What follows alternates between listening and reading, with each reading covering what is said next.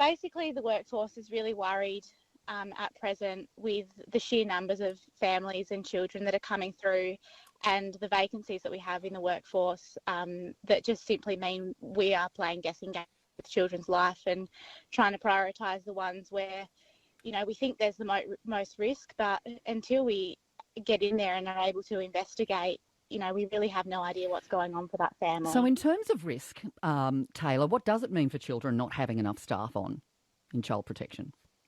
It means that children are left in sometimes really scary situations for extended periods of time where we know they're not safe and we just don't have the capacity because we've got to prioritise, you know, the younger children.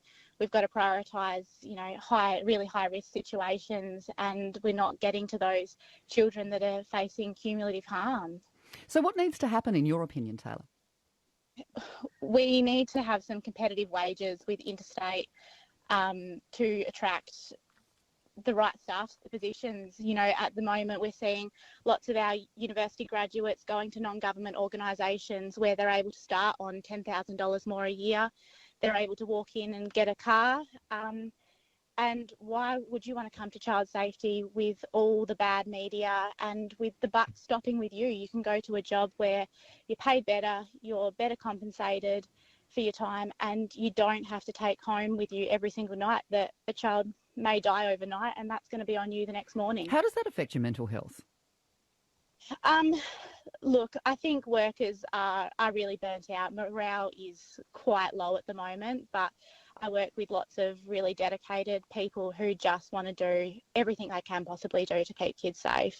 What would you say to people who say you're putting children at risk by walking off the job? So we're walking off today for 1 hour. With the 10 vacancies that we have, that would be an 8-hour shift that each of those 10 people would be able to do. So the fraction in time that we are taking off is nothing compared to the vacancy rates that we have. And we want to show the public that we are doing absolutely everything we can so that if we end up in a coroner's court, they know that we were asking for the resources that we needed to keep a child alive and safe. And we weren't getting them. How confident are you that your concerns will be addressed? Look, I would like to think that we as a community prioritise the safety and wellbeing of children over things like football stadiums. But I think there's a really strong decision to continue taking action until they are addressed because we just can't afford to lose more staff.